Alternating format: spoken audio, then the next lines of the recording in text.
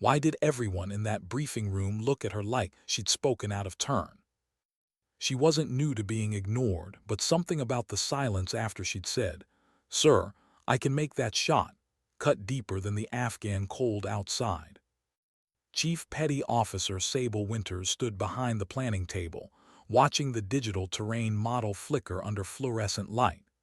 12 SEALs bent over the map, tracing potential routes, estimating risk. But when she'd offered to take the Overwatch shot, at 2,200 meters, Lieutenant Morrison had simply dismissed it. "That's extreme range," he'd said flatly. "We'll call in air support if needed." The room moved on. Conversations resumed. Markers squeaked on laminated maps. And she was left standing there, hands folded behind her back, as if the air itself had decided she didn't belong in it. "No woman can make that shot." She'd heard one of them whisper later, low enough to sound accidental. She'd pretended not to hear. Pretending had become a kind of armor over the years. Now, 14 hours later, she lay belly down in mountain fog so thick it swallowed her breath. The Hindu Kush stretched out below like the spine of some ancient beast, its ridges shrouded in ghostlight. Her Macmillan TAC-50 pressed cold against her cheek, its scope glass haloed by faint mist. Below, the SEAL element was pinned. 12 men trapped in a small compound, surrounded by fighters who moved like shadows between rocks and ruins. And 2,000 meters out, almost beyond reason, a Taliban mortar team was setting up. Through her scope she saw them, 5 men, efficient, trained, the kind who knew exactly what they were doing. She watched the leader gesture to his assistant gunner, the way they adjusted elevation, the rhythm of their work. It was a rhythm she recognized too well: calculation, precision, intent. Sable checked her rangefinder again. 2,147 meters, a little over 2 clicks. The air here was thin and deceptive, wind dragging unpredictably between peaks. Physics itself fought her. At that range, even Earth's rotation mattered. But so did memory. Her grandfather's voice whispered from years ago, back on a Wyoming ranch where wind carried the smell of rain and sagebrush. When everyone says impossible, that's when you prove what's possible. He'd been a Marine sniper in Vietnam, Master Sergeant Elijah Winters. The old man had taken a shot across a flooded valley that saved 30 men, and the silver star had hung in his study ever since. Sable had grown up beneath that medal, not because of its shine, but because of what it represented: the calm behind courage. She adjusted her parallax. Mirage shimmered faintly through the lens, a distortion that told her everything about wind. 8 miles per hour at her position, maybe 12 halfway down the valley. She did the math without thinking, she always had. Wind, drift, drop compensation, time of flight. Every variable a quiet language she spoke fluently. Her spotter's voice broke through the silence, tinny through the radio. "Winters, you seeing what I'm seeing?" "Copy," she murmured. "Mortar team's active. They'll be dropping rounds in less than a minute." "Air's 20 out." "Then we don't have 20. The words slipped out before she could stop them. She wasn't supposed to make that call, not without authorization. But watching the fighters align the tube, she felt that slow, gnawing certainty in her gut, the kind that didn't shout but whispered, "You know what needs to be done." She thought of Morrison's face during the briefing, calm, logical, unwilling to gamble. She respected him, but respect and agreement weren't the same thing. Wind shifted, temperature dropped, the kind of subtle change that could turn a good shot into a miss. She whispered into the mic, "Sir, I have a high-confidence firing solution. Request permission to engage." A long pause, static. Then Morrison's voice came back lower, tighter. "Winters, if you're confident you're cleared hot, make it count." Her heartbeat steadied. It always did before a shot. The world shrank to a tunnel, just her, the rifle, and that one small piece of sky between her and the man about to kill her teammates. The first mortar dropped. The explosion bloomed 600 meters from the compound, wide but close enough to shake the ground. The second round was being loaded. Sable dialed elevation, 18.5 mils, adjusted wind, 8.2 left. She could almost hear the numbers aligning like pieces of a puzzle falling into place. 3 seconds of flight time, 3 eternal seconds between life and death. "Come on," she whispered, "hold still." She exhaled slowly, completely, until her lungs felt empty of everything but purpose. Her finger took up the slack on the trigger. Bang! The TAC-50's thunder rolled across the mountain. Recoil slammed her shoulder, but her eyes never left the scope. She counted in her head. 1 Mississippi. 2 Mississippi. 3. Impact. Through the haze, the mortar leader folded like his strings had been cut. The assistant froze, hand hovering above a shell. Sable worked the bolt smooth, practiced, silent. Another round in the chamber. Another calculation. Another breath. Second shot. 3 more seconds. Impact. 2 men down. The rest scattered, confusion rippling through their ranks. One dove behind a rock, another scrambled for the cave, but panic made them sloppy. Shot 3 missed by inches. Wind shear, adjust, breathe, focus. Shot 4 hit. Shot 5 hit. 4 confirmed. 1 escaped. The mortar tube lay useless, its deadly purpose undone. Her earpiece crackled. Morrison again. Outstanding shooting, Winters. Mortar threat neutralized. Cover our movement, we're exfiling. But she barely heard him. The echo of the rifle still hung in the fog, heavy and sacred. She'd done it. The impossible shot. But what filled her chest wasn't triumph, it was something quieter. A hollow kind of relief that came with saving lives you'd never see again. For a few seconds she let herself breathe. The fog shifted. Light cut through in slow gold ribbons, touching the rocks, the scope, her gloved hands.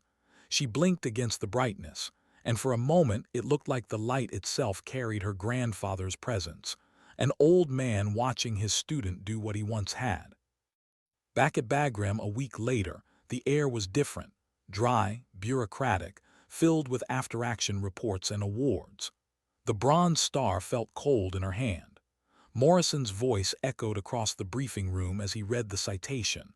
Extraordinary marksmanship under combat conditions, saving the lives of fellow warriors through exceptional precision shooting. She stood still as they pinned the medal to her uniform. Cameras clicked. Applause broke the silence. But all she saw in her mind was the valley, fog, recoil, the brief flare of life and death seen through glass. Afterward, the same men who doubted her came forward. Jokes, smiles, a few awkward congratulations. Petty Officer Reeves, the spotter who'd laughed in the briefing, lingered last. "Chief," he said quietly, "I owe you an apology. I called it luck, but I saw the footage. That wasn't luck." She tilted her head, studying him. "Then what was it?" He shrugged. "I don't know. Maybe you just don't hear the word impossible the same way we do." She smiled faintly. "Maybe not." That night, alone in her quarters, she unpacked her grandfather's photo. It was creased from years in her ruck. Him in jungle fatigues, rifle slung low, eyes sharp. She told him once that she wanted to be like him. He'd laughed and said, "No, kid, be better." Now, staring at the medal beside his old silver star, she wasn't sure she had been. But she'd tried. In the quiet, she replayed the moment before the shot, the doubt, the weight, the stillness. And she realized something he'd never told her outright, that taking the shot wasn't about pride. It was about responsibility. Because when your teammates' lives hang in the balance, marginal odds are still worth taking. The words drifted through her head like a prayer, and she wrote them down on a small scrap of paper she kept tucked inside her rifle case. Months later, she'd returned to Wyoming. The ranch was quieter than she remembered. Empty fields stretched for miles, dotted with rusted targets her grandfather had once set up.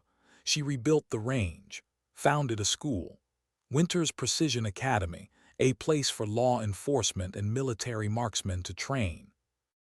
And when the first young woman arrived, nervous, shoulders tight with doubt, Sable watched her struggle with wind calls and breathing and smiled. Because she'd seen that face before, in the mirror years ago. "Take the shot," Sable told her gently, "even if they say you can't." The girl blinked, uncertain. "What if I miss?" Sable's answer came easily, quiet as a mountain wind. "Then you learn, but you don't stop aiming." Why did the air feel heavier when people started calling her a hero? Bagram's corridors echoed with that word for weeks after the shot, whispered, half-joked, sometimes sincere, sometimes just convenient. But each time she heard it, it landed wrong. A word that big shouldn't sound so hollow. Sable Winters had done what others said couldn't be done. The footage had circulated through command channels. The sniper who made the 2.1-kilometer shot through fog. The woman who silenced a mortar before it could kill 12 men. The world loved stories like that. Simple, clean, victorious. But she knew better. Combat was never clean. She watched the drone footage later, 5 dots of heat, 4 disappearing after impact. Real men, flesh and bone, the last one running into shadow. She remembered that one most, the one she didn't hit, the one who escaped. She'd watched that clip over and over, wondering where he went. Now, weeks later, she sat alone at the far end of the mess tent, uniform sleeves rolled up, a lukewarm mug of instant coffee untouched in front of her. Outside, rotor wash from a Black Hawk scattered dust across the tarmac, drowning conversation in thunder. Someone dropped a tray beside her, Lieutenant Morrison. He nodded at her, eyes soft but unreadable. "You don't come around much anymore." She gave a faint smile. "Been busy." "Doing what?" "You're rotating stateside in 3 weeks. "Thinking," she said, "and teaching the new guys not to overcompensate on Mirage." He leaned back. "You're a legend now. NSW Command sending your engagement data to Quantico. They're modeling your ballistic path for training sims. You've got a place in the manuals." "Yeah," she said flatly, "manuals don't bleed." Morrison watched her for a moment like he wanted to say something but didn't. Instead, he nodded once. "You did good out there, Chief. Don't let the noise make you forget that." But the noise was the problem. Everywhere she went now, the range, the hangars, even Chow lines, there were glances, a mixture of admiration and discomfort, like they didn't know whether to salute her or avoid her. Some of the younger operators asked for pictures. One even asked her to sign a rifle stock. She refused. She wasn't a celebrity. She was a soldier who did her job. That night she walked to the outer perimeter fence, where floodlights painted the wire in harsh gold. Beyond it stretched miles of Afghan darkness, broken only by the faint glow of villages in the valley. The same kind of valleys where men like her target had lived, fought, and died. She found herself whispering into the night, almost to no one, "Did you have a family?" The question surprised her. She wasn't supposed to care. Snipers weren't supposed to ask what came after the shot, but she did. Because somewhere, maybe, a mother in a faraway village had just buried a son who'd carried a mortar tube instead of a rifle. The math of morality was harder than ballistics. When she returned to her quarters, a letter waited on her bunk, official Navy stationery, her transfer orders printed crisp and clear. She'd be rotating home in 18 days. End of deployment. But there was something else tucked inside the envelope, a note written in handwriting she recognized. Morrison again. "They're talking about sending you to Coronado as an instructor. Think about it. We need people like you training the next generation." She folded the note slowly. Coronado, the Naval Special Warfare Training Center. She'd spent years proving herself there, the only woman in her sniper class, surrounded by doubt she'd learned to tune out. Going back meant facing all that again, but from the other side of the podium. She didn't know if she wanted that. The next few days blurred into routine. Range calibration, weapons maintenance, patrol briefings she wasn't part of. The days felt too quiet, the nights too long. It was strange how victory could leave such an empty echo. She found herself taking her rifle out into the training range at dusk. Alone. No mission, no orders, just her and the weapon that had defined her life. She set up targets at impossible ranges, adjusted for wind that didn't exist, imagined shots she'd never take again. The trigger pull was therapy, the silence afterward confession. Then on the ninth night she heard the knock. Two short, one long, the kind used by operators who didn't want to announce themselves. She opened the door. Morrison stood there again, this time not in uniform, just a plain t-shirt and fatigue pants. His face was drawn, the kind of tired that came from too many briefings, too many decisions that cost lives.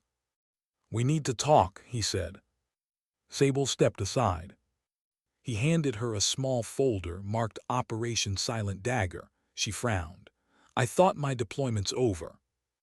"It is," Morrison said quietly. "But command asking for a favor, off the books.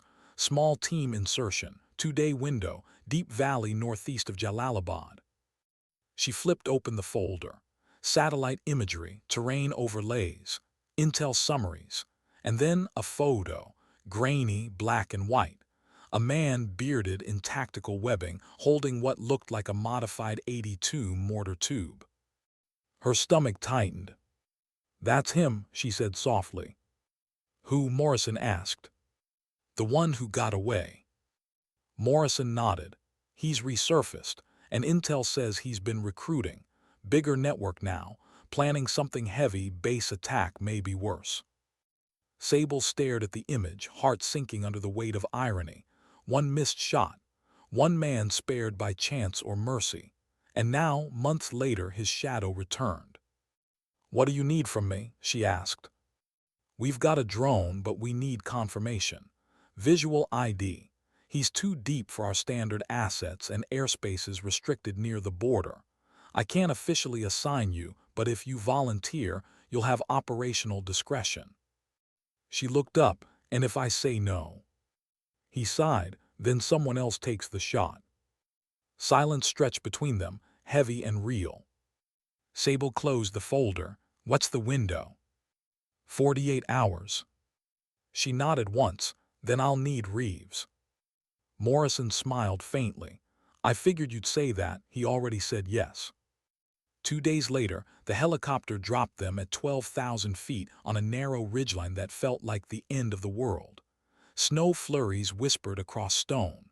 The air burned in her lungs with each breath. She scanned the valley through her spotting scope. The target compound sat 3 kilometers away, too far for comfort, too close for mistakes. Reeves settled beside her, unfolding the spotting tripod. "You know," he said quietly, "you didn't have to come back." "I know." "Then why did you?" Sable adjusted her scope, aligning crosshairs with a distant rooftop. "Because unfinished things don't sit right." Hours passed. The sun dipped. The cold bit deeper. They spoke little, old rhythm returning, the kind that didn't need words. At 1800 hours movement, 2 figures stepped from the compound, one tall, one familiar. Reeves adjusted focus. Target 1 matches facial pattern, it's him. Sable's finger found the trigger guard. Her breath slowed. Wind shifted. 3 clicks adjustment left. The same old dance between math and fate. But this time, something stopped her. Through the lens, she saw the man reach down to lift a child. A small boy, maybe 6, clinging to his father's neck. They weren't loading mortars or plotting coordinates, just standing in the fading light, watching the valley. Her chest tightened. "Take it," Reeves whispered. She didn't move. "Winter's come on, that's the target." "I see him," she said. Her voice was steady, but her heart was. "Not yet." Reeves looked at her sharply. "If he moves inside, we lose him. Command wants confirmation." Sable didn't answer. She kept watching the way the man lifted the boy higher, pointing toward the horizon. Maybe showing him the mountains. Maybe telling him stories. Maybe lying to him, like soldiers sometimes do to keep children safe. She lowered the rifle slowly. Reeves froze. "What are you doing?" "Choosing what not to kill," she said softly. He stared, not understanding. But she did. She'd spent years learning when to pull the trigger. Maybe it was time to learn when not to. The target walked back inside. The moment passed. The sky dimmed into night. Reeves exhaled hard. "You just let him go." Sable packed her rifle. "No," she said. "I let him live. There's a difference." Back at base, Morrison read her debrief in silence. "You had visual confirmation." "Yes." "Engagement opportunity." "Yes." "And you chose not to." Sable met his eyes. He had a child. Morrison rubbed his temples, sighing. "You know what the analysts will say." "I don't care what they say," she replied. "I care what I saw." He nodded slowly, then closed the folder. Understood. That night, as she lay in her bunk, she thought about her grandfather again, about his medals, his stories, his lessons. "Take the hard shots," he'd said. But he never said the hard ones always meant pulling the trigger. Outside, wind swept across the base, cold, endless, cleansing. Sometimes dignity doesn't speak, it simply acts. And sometimes it doesn't act at all. She never thought coming home would feel this foreign. Cody, Wyoming. The air was cleaner than anything she'd breathed in years, yet somehow harder to inhale. The mountains here were smaller, gentler, nothing like the jagged ridges of the Hindu Kush. And yet, every time she looked toward the horizon, she saw them, pale outlines of memory superimposed on calm American sky. The welcome home ceremony had been quiet, a handshake from the local sheriff, a few neighbors. The county paper wrote an article, "Local Woman Earns Bronze Star for Valor." They used an old photo from her Navy profile, cropped too close, her eyes half in shadow. The next day, strangers began showing up at the ranch gate. Reporters, retired veterans, curious townspeople. Some wanted autographs. Some wanted quotes about women in combat. She said no to all of them. She hadn't come home to talk. The house smelled of cedar and oil. Her grandfather's things still lined the walls, the Winchester Model 70, the faded field map of Vietnam, the silver star in its dusty frame. She touched the glass with her fingertips, tracing the old citation. "For extraordinary heroism under fire." He never called himself a hero either. The first night back, sleep didn't come. Every creak of the floorboard sounded like a distant rifle crack. Every gust of wind through the fence line carried a hint of dust and diesel. She woke before dawn, sweating, heart hammering, the phantom echo of the shot still alive behind her eyes. The next morning she unpacked her own medal. Bronze, small, heavy. She placed it beside his. 2 generations, 2 medals, same silence. She brewed coffee, black and burnt, the way he used to. Watched the steam twist upward, soft as mirage on a rifle barrel. There were moments she could almost hear him again. "You did what had to be done, kid. That's all any of us can do." But she wasn't sure she believed it anymore. The second week, she started building again, the range, the targets, the classroom. She called it the Winters Precision Institute, though most of the locals just called it the ranch school. She began with 3 students, 2 young deputies from the county sheriff's office and 1 woman, 22, ex-Army, hands shaking the first time she picked up a rifle.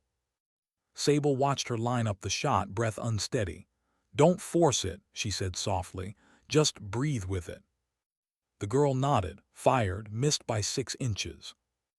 "Good," Sable said. "Now figure out why." The girl blinked, confused. "You mean what I did wrong?" "No," Sable replied. "Figure out what the wind did right." They laughed, tension breaking. It was the first laugh Sable had heard in weeks. Teaching became her new deployment. Every morning at sunrise she walked the range, checked the mirage, measured wind speed, logged humidity. Routine replaced chaos. Numbers replaced ghosts. But ghosts are stubborn. One afternoon, a black SUV rolled up the dirt road, kicking dust behind it. A man stepped out, crisp suit, mirrored sunglasses, government calm. "Chief Winters." "Former chief," she corrected. He smiled thinly. "Mind if I talk a minute?" She studied him, CIA. He didn't answer, which was answer enough. They walked to the porch. He spoke first. "We're assembling an advisory team, civilian contractors, training oversight for allied forces overseas, non-combat role." Sable crossed her arms. "You have enough trainers." "Not like you," he said simply. "You've done what textbooks can't teach." She shook her head. "I'm done with the sandbox." The man looked at her, expression unreadable. "Sometimes the war doesn't end just because you leave the battlefield, Chief." He left a card on the table and drove off, leaving the smell of dust and politics behind him. Sable stared at the card for a long time before sliding it into a drawer. She didn't throw it away. She just couldn't. That night she sat on the porch steps, moonlight spilling across the fields. The air hummed with crickets. Somewhere a coyote cried. For a moment everything was perfect. Then her phone buzzed. An unknown number. She hesitated, then answered. A voice on the other end, faint, rough, familiar. "Reeves." "Chief." "Reeves." "Yeah, sorry to call. Didn't know if this number still worked." "It does," she said. "What's wrong?" "Nothing official," he said. "Just needed to hear a voice that remembers the mountains." They talked for nearly an hour about deployment, about life after. Reeves was contracting overseas now, bouncing between jobs that never quite ended. He sounded tired, older. At one point he went quiet. "I read something," he said finally, "about a drone strike near Jalalabad last month. Same valley, same compound." Sable's chest went cold. "They said the target was neutralized this time," Reeves continued, "along with civilians. No survivors confirmed." She closed her eyes. The man with the child, the choice she'd made. "Guess command didn't want to leave loose ends," Reeves said softly. She didn't answer. There was nothing to say. The silence between them was heavier than anything she'd ever carried in a rucksack. After the call ended, she sat there until sunrise, watching the first light spill across the range. For the first time, the peace felt fragile. The next morning, she drove into town for supplies. The hardware store clerk recognized her immediately. Her face had been on a recruiting poster now. "You're that sniper, right? The SEAL?" he asked brightly. "Hell of a shot." She forced a polite smile. "Yeah, something like that." He didn't notice the hesitation. People rarely did. By the third month home, the students at her range had tripled. Word spread fast. Law enforcement officers from other states came for weekend sessions. Even a few international trainees applied. One afternoon, she noticed a young woman standing at the edge of the range, hesitant to approach. 17, maybe 18, skinny, nervous, holding an old .22 rifle. "You here to learn?" Sable asked. The girl nodded. "If you'll teach me, my brother in the army, he says you're the best." Sable smiled faintly. "Your brother's exaggerating, but I'll teach you anyway." They spent the afternoon together. The girl's first shots were wild. Her hands trembled each time the trigger broke, but Sable recognized that tremor. Fear, not of the weapon, but of failure. "Why do you want to shoot?" Sable asked. The girl hesitated. "Because I'm tired of people saying what I can't do." Sable's chest tightened. The words echoed from her own past. "You can't make that shot. You can't pass that course. You can't belong here." She handed the girl another round, then stopped listening to them. The next shot hit dead center. When the girl turned, eyes wide with disbelief, Sable saw herself, 20 years younger, standing in the Wyoming wind beside her grandfather, learning that mathematics and courage could coexist. That night after the students left, she stayed behind. The range lights glowed faint amber. In the quiet, she set up her grandfather's Winchester Model 70, the same rifle he'd used in Vietnam, the same one that had taught her patience. She aimed at the farthest target, 600 yards, easy by modern standards but sacred by memory. She fired once. The sound rolled through the valley slow and deep. The shot struck true. And for the first time in years, she smiled without guilt. Later in the kitchen, she poured a glass of water and stared at her reflection in the window. The moonlight caught the faint scars on her knuckles, the small streaks of silver in her hair she hadn't noticed before. The woman looking back at her wasn't the same one who'd gone to war, but maybe she didn't need to be. Still, she couldn't shake the feeling that something unfinished lingered. A quiet hum under the skin, not regret, but awareness. That night she opened the drawer and looked at the CIA card again. Sometimes the war doesn't end just because you leave the battlefield. She turned the card over. On the back, a handwritten note, "When you're ready." Sable exhaled slowly. She wasn't ready, not yet. But she left the drawer open this time. The following weekend, she drove out to a memorial service in Billings. It was for a Marine unit, one her grandfather's old platoon had been attached to. Men she'd never met, stories she'd only heard through him. At the ceremony, an old veteran approached her, white hair, cane, medals lined across his jacket like faded memories. "You Elijah's granddaughter?" he asked. "Yes, sir." He nodded, eyes glassy with age. "He saved my life once, told me afterward that courage wasn't about not being scared. It was about doing the math anyway." Sable smiled faintly. "He said that to me too." The old man chuckled. "Smart man, your granddad, you've got his eyes." As the service ended, they played taps. The sound carried across the windswept field. Sable stood at attention, eyes fixed on the folded flags, the way the sun reflected off polished brass. And for a brief, fragile moment, the world felt balanced. The living and the dead, the shots taken and the ones withheld, all in silent conversation. When the last note faded, she whispered under her breath to her grandfather, to the fog, to anyone who might still be listening. "I'm still taking the hard shots, Grandpa, just different ones now." The wind answered with nothing but quiet, but sometimes quiet was enough. The first thing she noticed when she landed at Andrews Air Force Base wasn't the noise. It was the silence between it. The strange, professional quiet of a world that never truly sleeps but never fully speaks either. It had been 7 months since she'd turned the CIA offer down. 7 months of ranch dust, morning coffee, laughter from her students. 7 months of peace she didn't quite trust. And then the call came. Not an invitation this time, a request, official, sealed, signed. She'd almost said no again, until Morrison called. "Think of it as consulting," he'd said. "No rifle, no combat, just teaching what you already know." She didn't believe him, but she went anyway.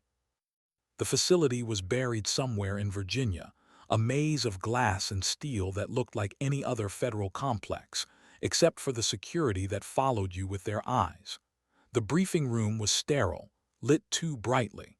6 people sat around the table, none wearing uniforms but all carrying themselves like they once worn too many. The man at the head of the table smiled as she entered. "Chief Winters, or do we call you instructor now?" "Call me Sable," she said. He nodded. "Sable, then. We've got a situation overseas. Quiet, sensitive, not kinetic, not yet." He tapped a screen. A map appeared, northern Syria, a familiar patch of broken geography. She felt her stomach tighten. "What's the op?" "An intelligence recovery," he said. "A defector claims to have targeting data from a disbanded cell, ballistic research, counter-drone algorithms, experimental ordnance. We need verification before we move." "Verification how?" "Through his patterns," the man said. "He was trained by someone who knew your style, your math. We think he learned from your data set." Sable frowned. "My data set?" The engagement in Afghanistan, he said calmly. Your 2,200-meter shot. It was studied, archived, and apparently leaked. Someone's using it as training material for foreign sniper programs. The words hit like recoil. My shot, she repeated quietly. Your calculations, he corrected. Your wind calls, your ballistic arc, they've become doctrine for the wrong side. The room went silent. Sable stared at the map, her chest heavy. Something she'd done to save lives was now being used to take them. What do you want from me? She asked finally. Context, the man said. If we give you access to his firing data, we want you to tell us if it's authentic, if he's really using your work. And if it is, then we find out who else has it. Sable nodded slowly. All right, I'll look. They handed her a tablet. Coordinates, trajectories, numbers scrolled like ghosts of her past. She recognized the syntax instantly, her shorthand, her wind correction formula. Written it years ago in a training log she thought was classified. It wasn't just similar, it was identical. Her hands trembled slightly as she set the device down. That's mine, she said. The man nodded. Then we were right. She looked up. You said this defector has information. Yes, he's being extracted to Turkey tonight. We'll debrief him in the morning. You'll sit in. Sable hesitated. Why me? Because whoever taught him learned from you. We need him to believe you're the one person who can understand his math. That night she sat in her quarters unable to sleep. She watched headlights slide across the ceiling and wondered when the war had changed from bodies to algorithms. When the art of shooting had become code, something that could be copied, corrupted, and resold. She thought about her grandfather again. He'd always said, knowledge is a weapon too, handle it with the same respect. The next morning, they brought the defector in. He was young, barely 25. Unshaven, hollow-eyed, wearing the same beige detainee jumpsuit they all wore. His hands were cuffed, but his expression was calm. They sat across from each other in a glass-walled room. A translator stood by, but the man spoke English, good English, touched by an accent that didn't belong to one country or another. You're her, he said softly. The American woman sniper, the one from the mountains. Sable didn't respond. She just watched him. He smiled faintly. They showed us your footage, said you calculated like a machine, said your bullet curved like it had eyes.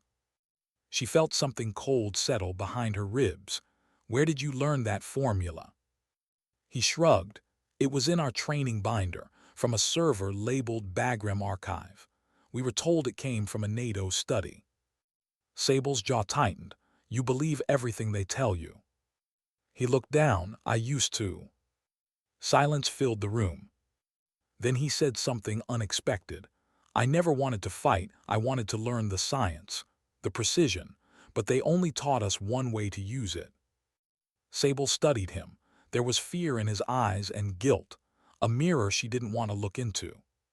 She leaned forward. Why defect? Because your bullet killed my teacher, he said. The words stopped her breath. He continued quietly. He was the man leading the mortar team. My brother. The air left the room. Sable froze, unable to move, her mind replaying that day, the fog, the wind, the voice on comms saying, Winters cleared hot. The man through her scope, a figure she'd reduced to numbers. Now, sitting across from his brother. He spoke again. When I found out it was you, I studied you, not to hate you, to understand, to know what made a person see a human and still pull the trigger.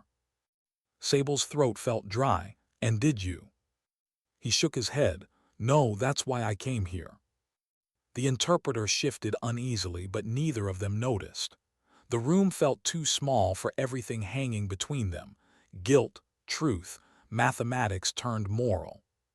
Finally, Sable spoke. Your brother was about to fire on my team. 12 men would have died. I know, he said simply, and because of that I lived to learn what he died for. She looked at him, seeing both the boy he'd been and the man war had shaped. "What do you want now?" He hesitated, then said, "To make sure no one ever uses your numbers again." The analysts behind the glass exchanged glances. One leaned toward the mic. "Ask him what he means by that." Sable ignored the voice. "Explain." "They've replicated your ballistic model," he said. "Automated it. There's software now, a program that calculates engagement probability based on your equations. They call it Wintersight. They're using it to train snipers, not just humans, drones, autonomous targeting systems." Her stomach turned. "Drones?" He nodded. "They've weaponized your brain."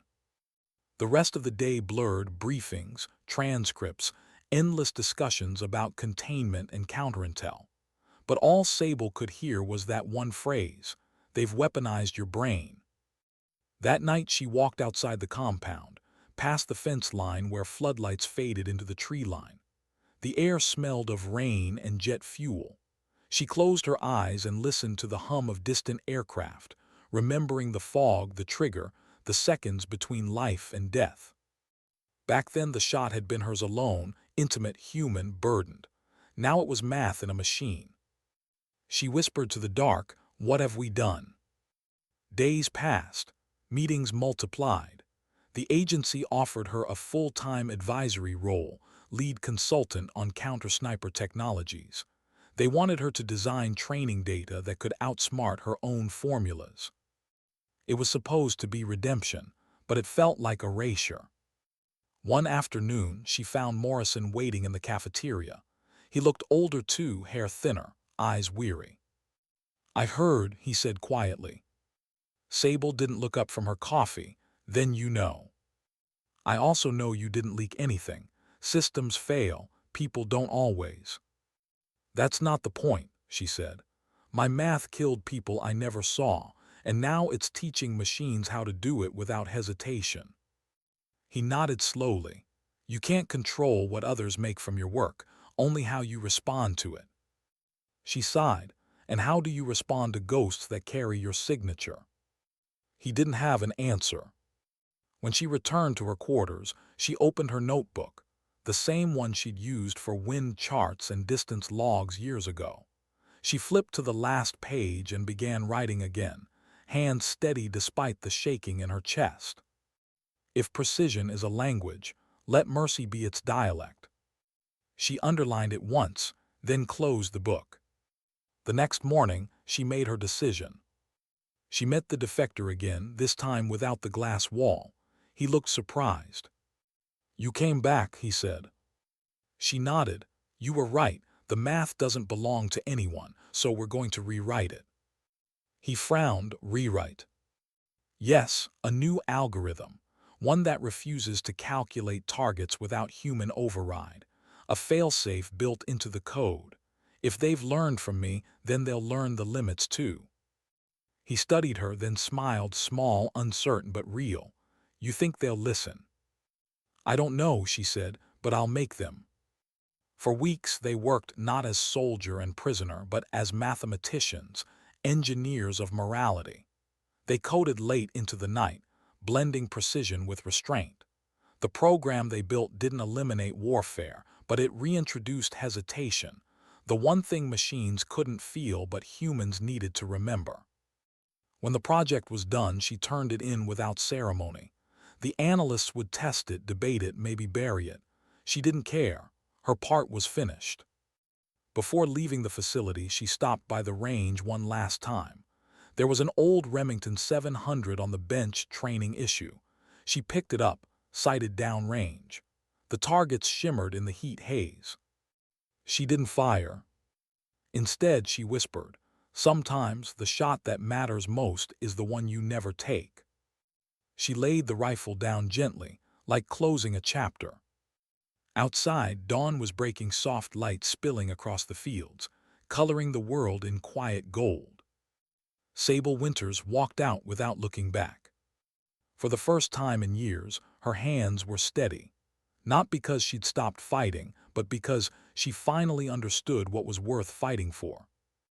She didn't expect the silence to feel so loud when she came home again. The ranch hadn't changed, but she had. The porch creaked the same way under her boots. The wind carried the same dust across the fields, but every sound carried a strange weight now. Every quiet moment asked questions she couldn't yet answer. Her students had grown in number since she'd been gone. 30, maybe more. Local law enforcement, state police, a few women who'd found her through word of mouth. They called her chief, even though she'd stopped correcting them months ago. She didn't tell them where she'd been or what she'd done. The newspapers had tried to find out headlines about her secret government assignment, blurry satellite photos, speculations about what the female SEAL sniper had been doing overseas again. She ignored them all. The story they wanted was too clean, too simple. No one wanted to hear about algorithms or ghosts made of numbers. The only truth she carried home was quieter, the kind that didn't fit inside a headline. On her second morning back, she woke before dawn just like she always did. The sky was still pale and empty. She made coffee, stepped outside, and watched the first light touch the hills. The same wind that had once carried her grandfather's voice seemed to whisper something else now, not memory, not guilt, just time passing. After a while, she walked down to the range. Her students were already setting up. One of them, the young woman from months before, smiled and waved. "Morning, Chief." Sable nodded. "Morning, what's the wind?" The girl glanced at the mirage. 6 left to right, maybe 8. "Good, compensate for 9. The girl frowned. 9, but it's not that strong. Sable smiled faintly. "It will be by the time the bullet gets there. Always plan for what you can't see yet." The girl laughed softly. "You sound like a fortune cookie." "Yeah," Sable said, "a really tired one."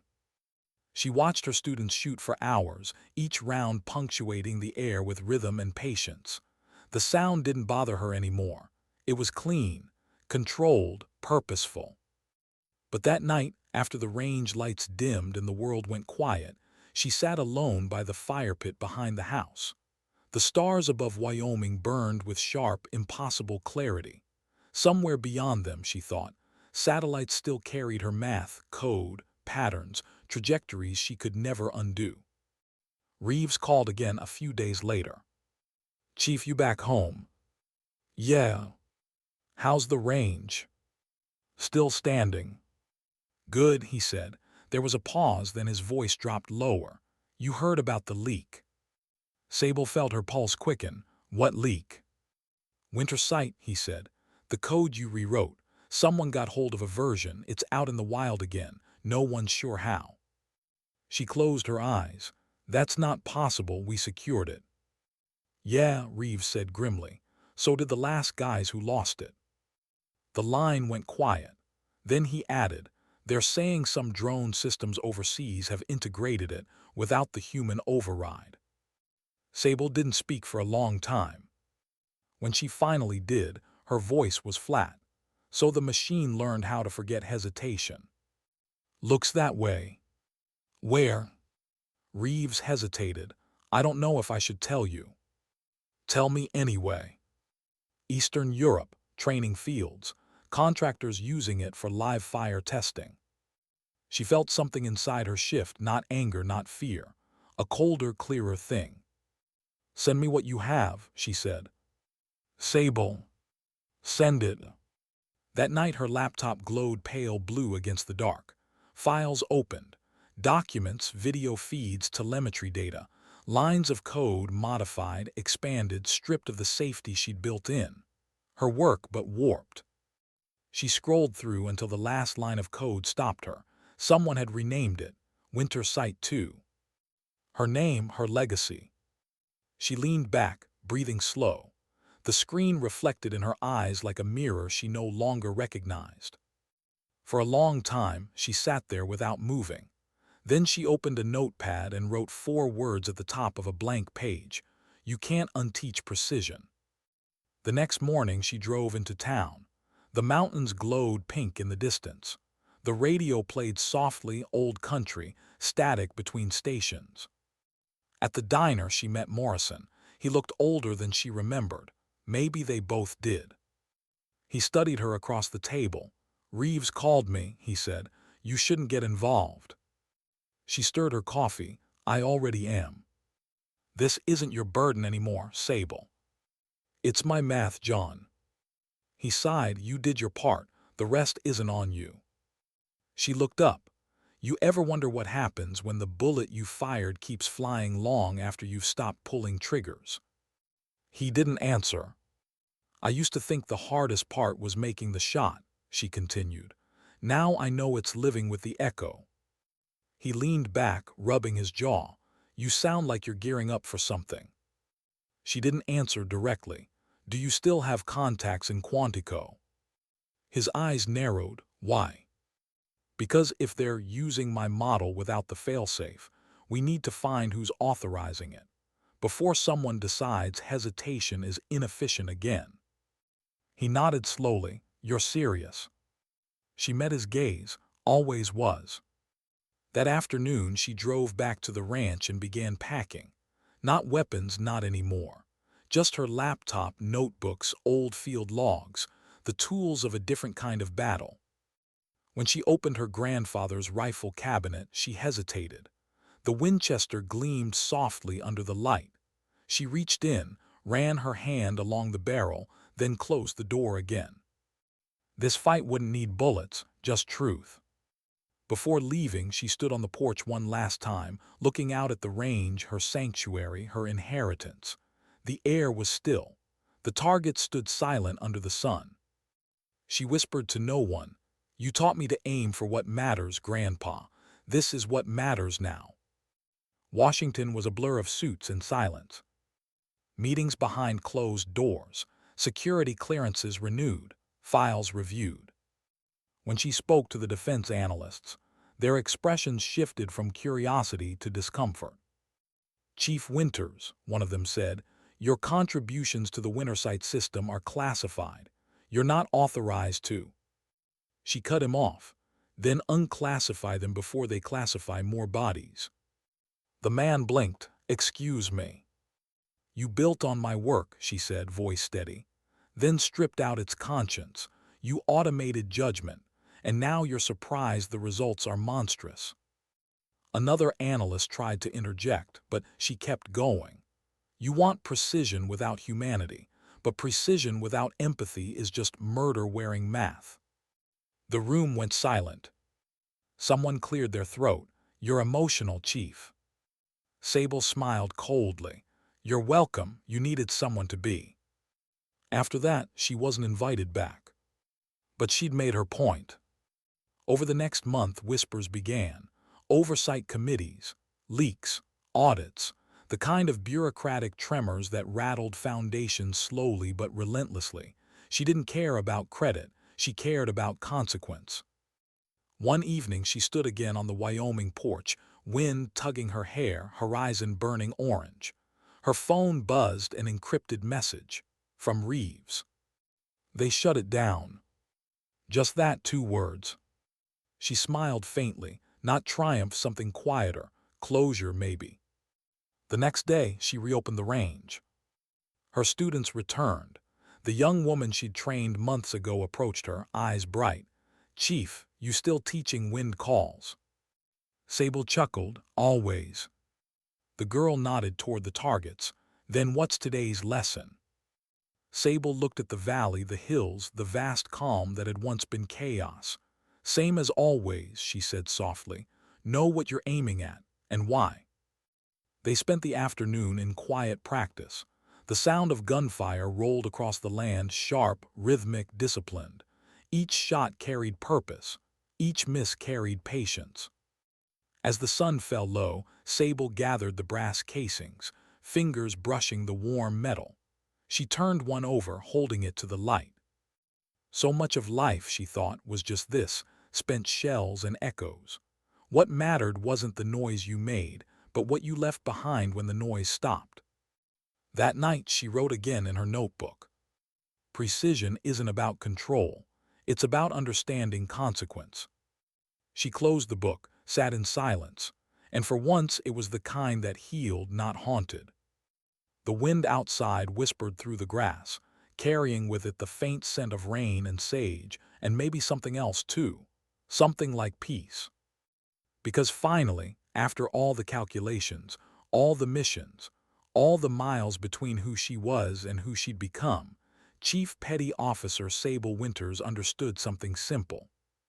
The world would always build new weapons, but every generation got to decide whether it also built new hearts to hold them. And in that choice, quiet, unseen, uncelebrated, real courage still lived. It was strange, watching her own name become a myth. Sable Winters, the sniper who made the impossible shot, the woman who rewrote the math of war. They said her bullet curved through fog like it had a mind of its own, that she could feel the wind in her bones, that she once faced down an entire battalion from a single ridgeline. None of it was true. But the world didn't care about truth, only stories that fit. Documentaries called, publishers emailed, even streaming producers wanted to buy her life rights. "We'll make it accurate," they promised. She told them no. Accuracy wasn't what they wanted, it was entertainment dressed in camouflage. What they didn't understand was that the real war wasn't fought through scopes. It was fought inside the silence that followed. She stayed quiet anyway. Silence had become her discipline. Still, stories had a way of finding you, even when you tried to disappear. The day she saw her own face on a billboard, an ad for a recruitment campaign, she almost laughed. The tagline read, "Precision has no gender." The irony hurt more than it inspired. She'd never wanted to be the example. She just wanted to do her job well enough that gender stopped mattering. Yet somehow, she'd become the poster for everything she'd tried not to symbolize. That night, she turned the billboard light off herself. Life on the ranch continued quietly. Her students came and went, learning more than just marksmanship. They learned patience, control, moral weight. "Every bullet carries your name," she told them once. "Make sure you're proud of what it does after it leaves." They wrote that on the chalkboard in the classroom. None of them erased it again. Then came the day that would test her words. A new student arrived, 20 years old, Army ROTC dropout. Name, Carter Lee. Nervous energy, sharp eyes. He'd applied 4 times before she finally accepted him. "Why here?" she asked during intake. He hesitated. "Because you taught my brother." She frowned. "Who was your brother?" "Private First Class Ethan Lee," he said quietly. "He died in Helmand 2 years ago." Sable nodded. She remembered the name not from reports but from letters she'd once seen on Morrison's desk. The boy had been young, too young. Carter went on. He wrote home about a sniper who saved their convoy. He said she was the calmest person he'd ever seen. Sable looked away. "That wasn't calm," she said. "That was math doing what fear couldn't." He didn't understand, not yet. Carter was reckless at first, impatient, pushing distance too fast. She watched him struggle against the wind, the same way she once had against doubt. "You can't force precision," she told him. "You have to listen to it." "Listen," he said, skeptical. She smiled faintly. "The wind talks, mirage dances, the bullet sings. If you're too loud inside, you won't hear any of it." He stared at her, then nodded slowly. "Okay," he said, "then I'll learn to be quiet." And he did. Over weeks she saw change, the restless energy settling into rhythm, his breathing slowing, his hands steadying. He reminded her of herself, once, younger, defiant, desperate to prove something no one had asked for. One evening, after the class dismissed, he lingered. "Chief," he said, "you ever regret taking the shot?" The question hit harder than he realized. She met his gaze. "Every day." He blinked, surprised. "But you saved lives." "Yes," she said softly, "but saving lives and taking them aren't opposites. They just happen on the same line." He didn't ask more. He didn't need to. That night she found herself back in her grandfather's study, the old wood. the faint smell of gun oil still clinging to the air. His silver star hung above the mantle, her bronze beside it. To metal, same story told twice. She wondered what he'd say if he could see her now, not the soldier, but the teacher, the one who'd built something that could outlive the war. He'd probably smile and say, "Good, you found your own range." A week later, she received an invitation. U.S. Naval Academy, guest lecturer, ethics of engagement in modern warfare. At first, she thought it was a mistake. She wasn't an ethicist. She was a shooter who'd learned morality the hard way. But Morrison called again. "They asked for you by name," he said. "They need someone who's seen both sides of the trigger." She hesitated. "You think I can teach that?" He chuckled softly. "You already do." She went.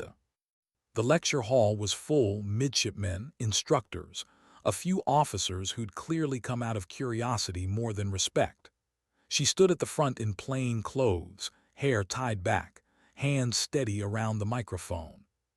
She didn't use slides. She didn't recite doctrine. Instead, she began with a question. What does it mean to take responsibility for something that works too well? The room was silent. She looked at their young faces, so eager, so sure. You've all studied tactics, rules of engagement. You know when you're authorized to fire, but no manual can tell you what it feels like after, how quiet the world gets, how loud your own thoughts become. She paused.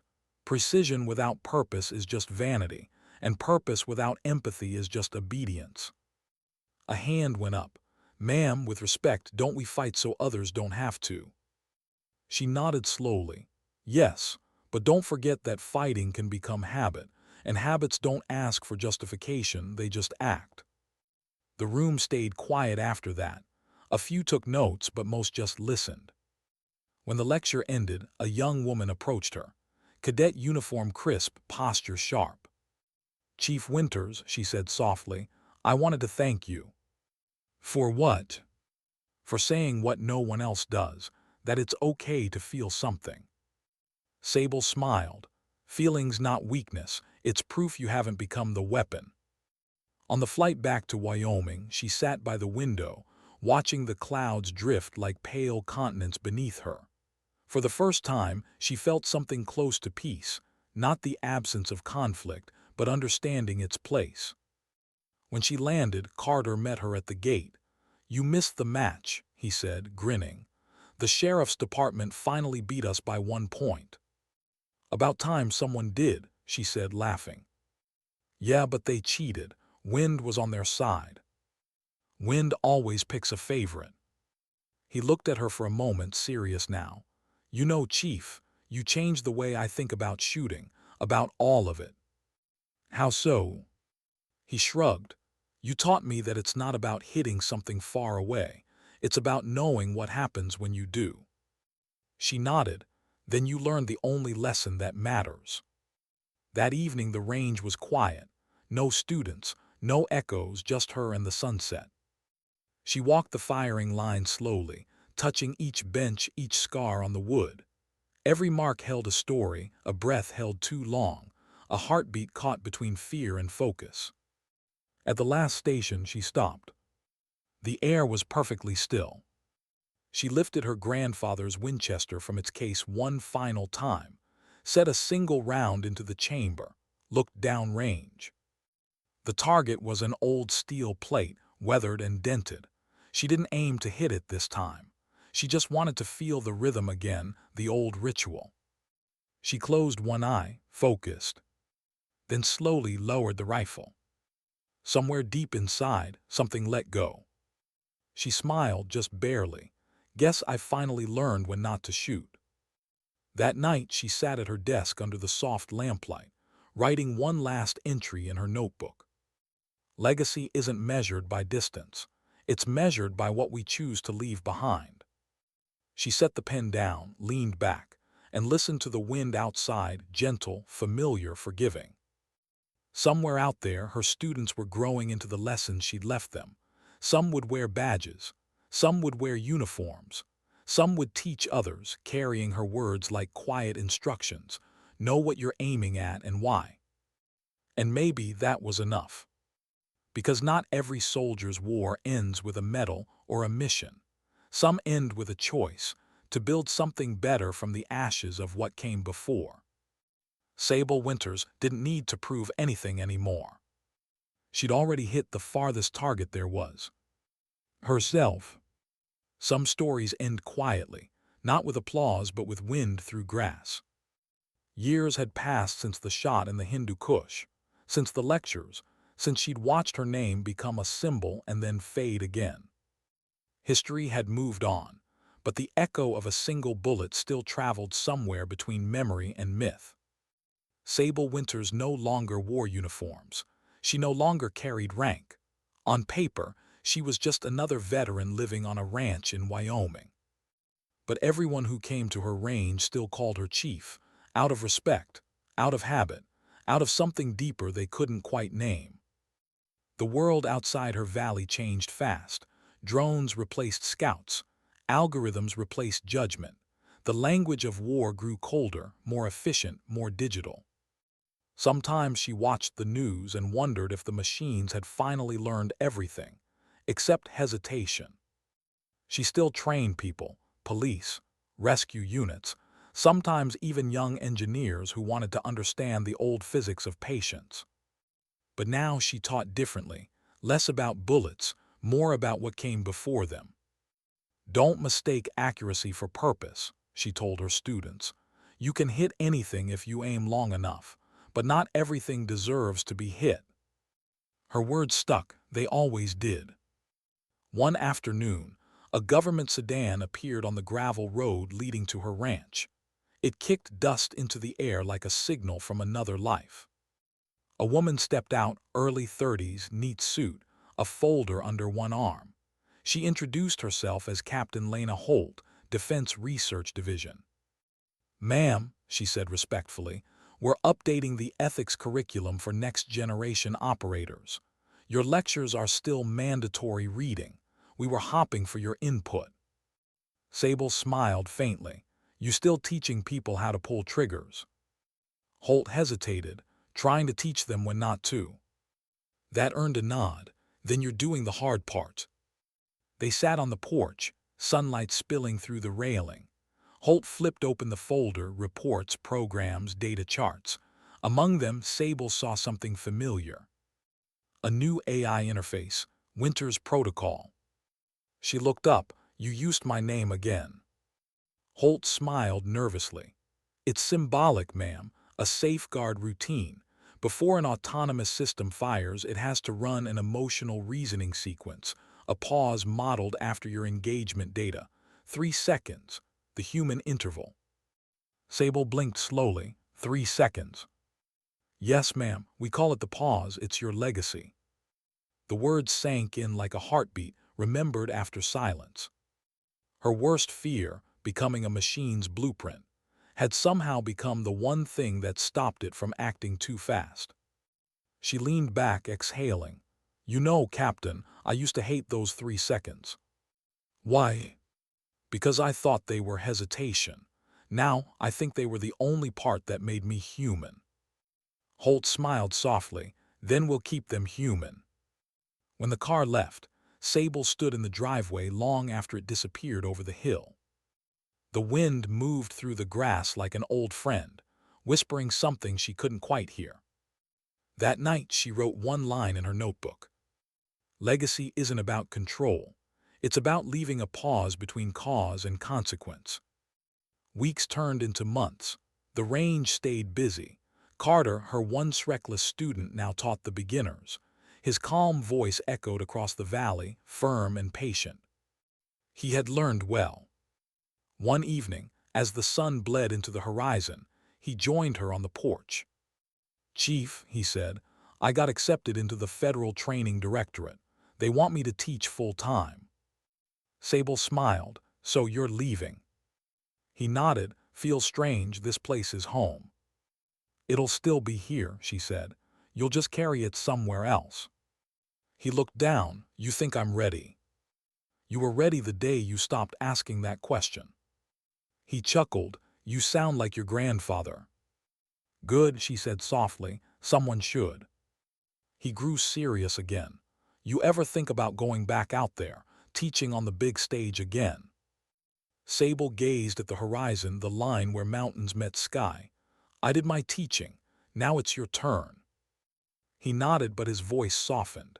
You know, Chief, you changed more lives than you'll ever know. She didn't answer.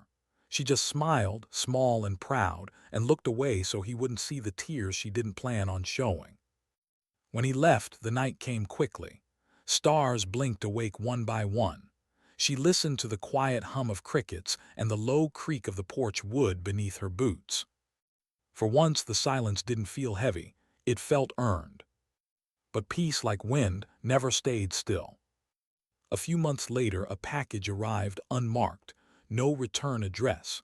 Inside was a letter in a small brass casing. The note read, Chief, the world's still trying to learn the pause. But I thought you should know, the first autonomous strike system using your protocol refused a fire order last week. Logged it as ethical uncertainty. They called it a malfunction. I called it proof you were right. Morrison. Sable read it twice, then held the casing up to the light. It caught the sun like memory. For a moment, she felt something deep inside her chest loosen, the weight of years, maybe. She smiled, good malfunction. She placed the casing on the shelf beside the silver star and the bronze, 3 symbols of 3 generations. Her grandfather's courage, her own endurance, and now the machine's hesitation, the human heartbeat she'd managed to leave behind in the cold logic of war. The following spring, her students hosted a reunion at the range. Carter returned with others, men and women in different uniforms, some older, some younger. They brought stories, laughter, photographs, and the kind of respect that doesn't need ceremony. Someone had built a small wooden sign near the entrance. Winter's Precision Institute, where even the wind learns discipline. She laughed when she saw it. That's terrible, she said. Carter grinned. You said it once. I was joking. Too late, it's tradition now. They spent the afternoon shooting at steel targets, but most of the time was spent talking. Stories of missions, mistakes, small victories. She listened more than she spoke, content to let their words fill the air where gunfire once did. As the sun began to set, Carter called everyone to gather near the firing line. Chief, he said, we wanted to give you something. He handed her a plaque, simple, wooden, etched with words that shimmered in the light. For teaching us not just how to aim, but how to think before we do. Her throat tightened. She ran her fingers over the engraving, the letters warm beneath her skin. You didn't have to do this. We know, Carter said softly. That's why we did. She looked around at the faces, each one carrying a story, a scar, a lesson, each one carrying a little piece of what she'd once learned the hard way. For the first time, she felt the full weight of legacy, and it didn't feel heavy. It felt right. As dusk fell, she stood at the edge of the range and looked out across the land.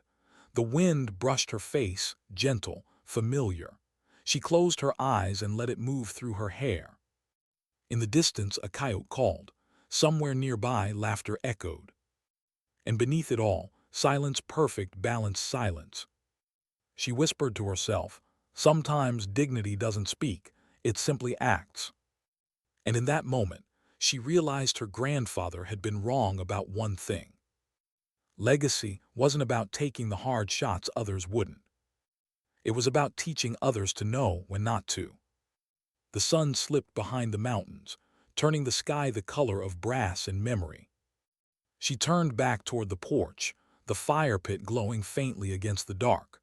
The notebook sat where she'd left it, open to a blank page. She picked up her pen, the ink scratching softly across paper as the night deepened around her. The longest shot I ever took was learning to forgive myself. She closed the book.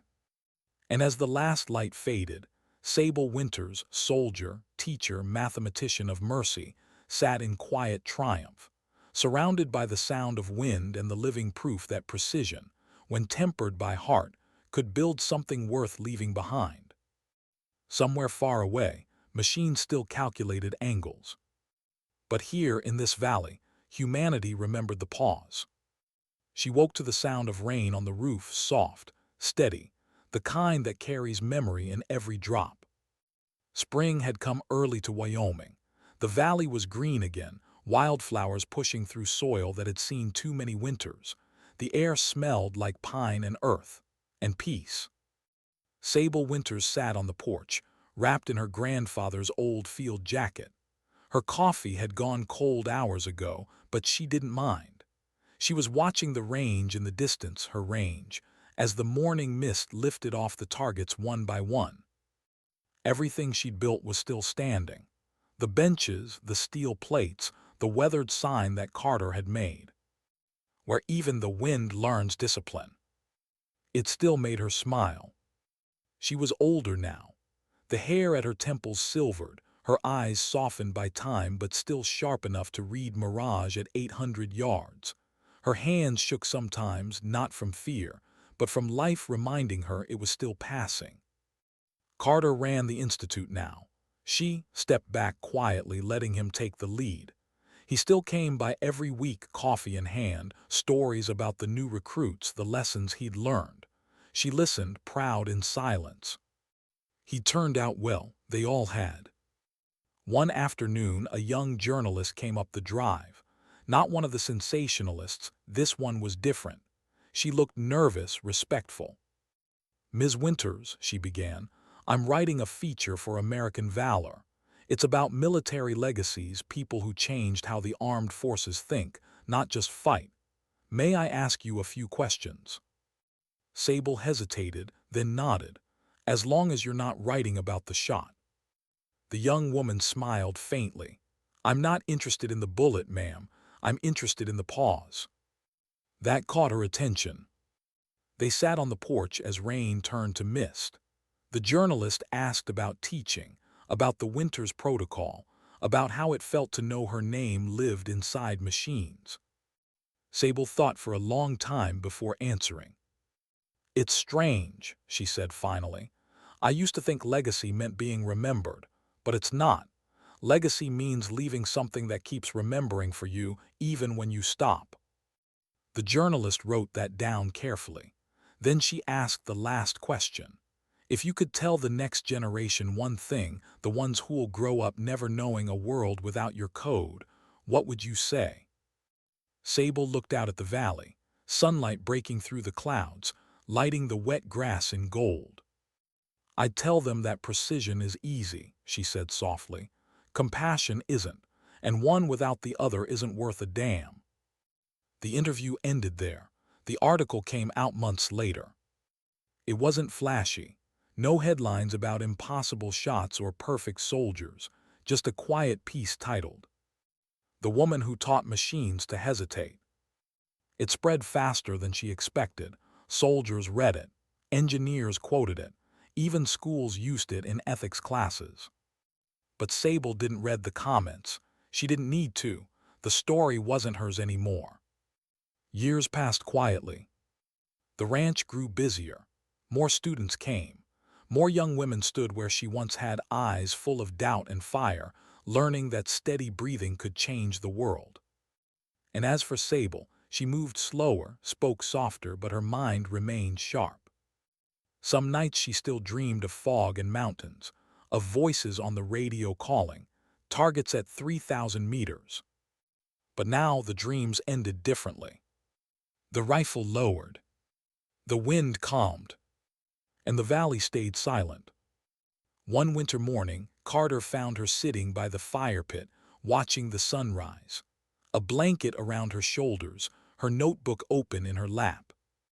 He smiled, "Morning, Chief." She smiled back, "You're early." "Couldn't sleep, too much wind."